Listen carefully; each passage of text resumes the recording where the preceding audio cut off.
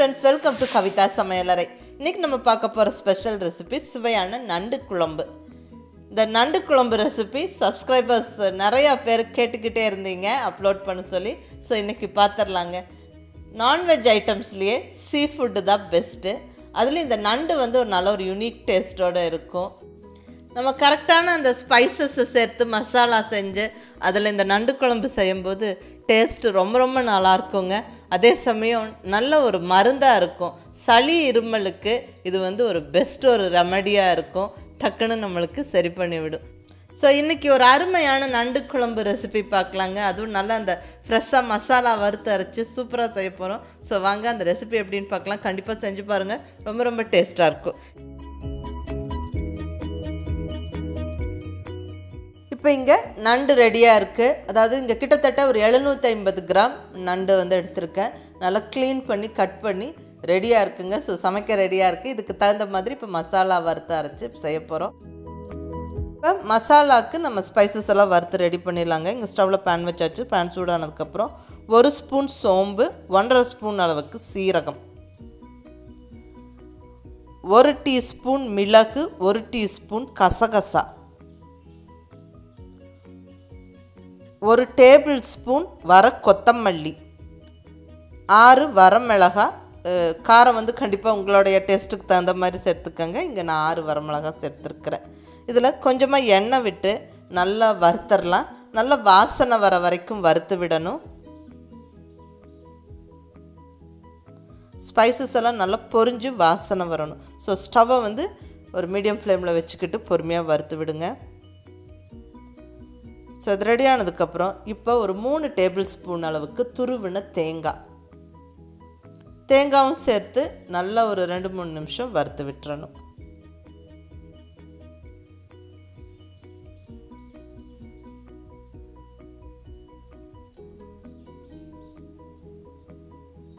தேங்காயும் நல்லா வறுபட்டுருச்சு. இப்போ வந்து நம்ம ஸ்டவ்வை ஆஃப் பண்ணி ஆற விட்டு இந்த வறுத்த ஸ்பைசஸை மிக்ஸி ஜாரில் சேர்த்து விட்டு நல்லா கொஞ்சம் பருப்பருன்னு பொடிச்சிடலாம். அதுக்கப்புறம் வெட் இன்க்ரீடியன்ஸை வதக்கி நம்ம இதோடு சேர்த்து அரைக்கும் போது நல்லா அரைப்படுங்க. ஸோ இதை மிக்ஸி ஜாரில் சேர்த்து ஆற விட்டுருவோம். இங்கே அதே பேனில் ஒரு 2 ஸ்பூன் ஆயில் சேர்த்துக்கிட்டு ஃபஸ்ட்டு ஒரு 10 பல் அளவுக்கு பூண்டு சேர்த்துக்கலாம். பூண்டு அதிகமாக சேர்க்கறது நல்லது. கூடவே 1 இன்ச் அளவுக்கு இஞ்சி, சின்ன வெங்காயம் ஒரு 20-25 சின்ன வெங்காயத்தை சேர்த்து விட்டு நல்லா வதக்கிடலாங்க.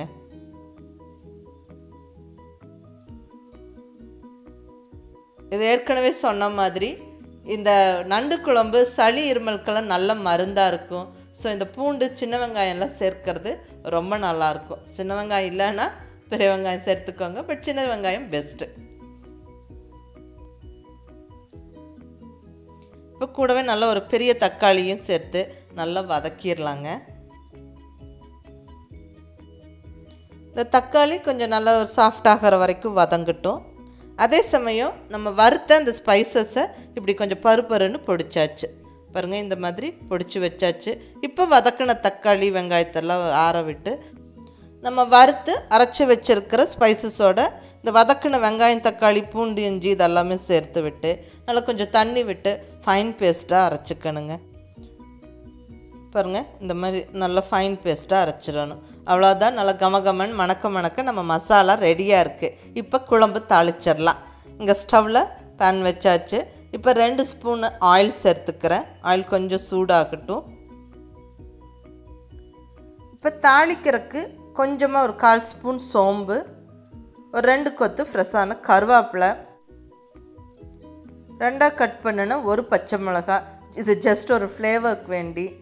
அப்புறம் கொஞ்சமாக சின்ன வெங்காயம், ஒரு 7-8 சின்ன வெங்காயத்தை சின்னதாக கட் பண்ணி அதுவும் சேர்த்தாச்சு. நல்லா வதக்கி விட்டுறலாங்க.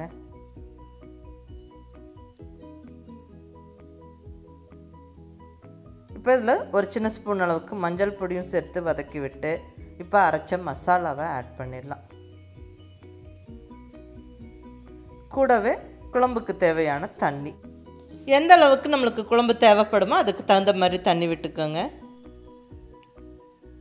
நல்லா எல்லாம் ஒரு வாட்டி கலந்து விட்டுறலாம். இப்போ குழம்புக்கு தேவையான உப்பு சேர்த்து விட்டுறலாம்.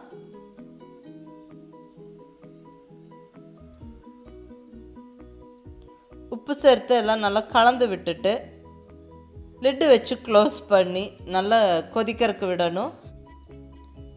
அந்த மசாலாவோட ரா ஃப்ளேவர் போய் நல்ல குழம்பு வாசனை வர வரைக்கும் நல்லா கொதிக்கணுங்க. ஸோ இப்போ குழம்பு ரெடி ஆயிடுச்சு.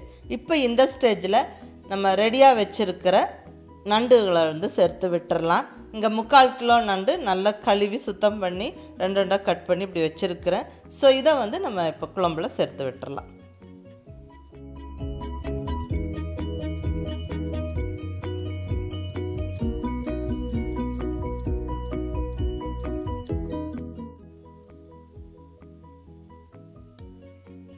ஸோ நண்டெல்லாம் சேர்த்தாச்சுங்க. இப்போ நம்ம மூடி வச்சிடலாம். ஒரு 10 நிமிஷம் மீடியம் ஃப்ளேமில் குக் ஆகட்டும். அதிக நேரம் குக் பண்ண வேண்டிய அவசியம் இல்லை. நண்டு சீக்கிரமாக வெந்துடும். அப்புறம் ரொம்ப கிளறியும் டிஸ்டர்ப் பண்ண வேண்டாம். அவ்வளோதாங்க. 10 நிமிஷத்தில் ஜம்முன்னு நம்ம குழம்பு ரெடி ஆயிடுச்சு. நல்லா கமகமன்னு வாசனையாக இருக்குது. எண்ணெய் பிரிஞ்சு வந்தாச்சு. அந்த நண்டுகளும் நல்லா வெந்திருக்கு பாருங்கள். அந்த கிராபுடைய மேலே ஓடுகள்லாம் நல்லா கொஞ்சம் ரெட்டிஷ் கலராக மாறிடுச்சு. அவ்வளோதாங்க. ஜம்முன்னு நம்ம குழம்பு ரெடி. ஒரு கையளவு கொத்தமல்லி இலையை தூவி விட்டு நல்லா கிளறி எடுத்துட்டா நல்லா மணக்க ஜம்முன்னு செம்ம டேஸ்டியான நண்டு குழம்பு ரெடி ஆயிடுச்சு. சுட சுட சாதத்தோடு சேர்த்து சாப்பிட்றதுக்கு ரொம்ப நல்லாயிருக்கும். ட்ரை பண்ணி பார்த்துட்டு எப்படி இருந்துச்சுன்னு உங்கள் ஃபீட்பேக் சொல்லுங்கள். பிடிச்சிருந்தால் லைக் பண்ணி ஷேர் பண்ணி கமெண்ட் பண்ணுங்கள். கவிதா சமையலறை சப்ஸ்கிரைப் பண்ணி என்னோடய மற்ற ரெசிபீஸும் வீடியோஸும் பாருங்கள். தேங்க்யூ.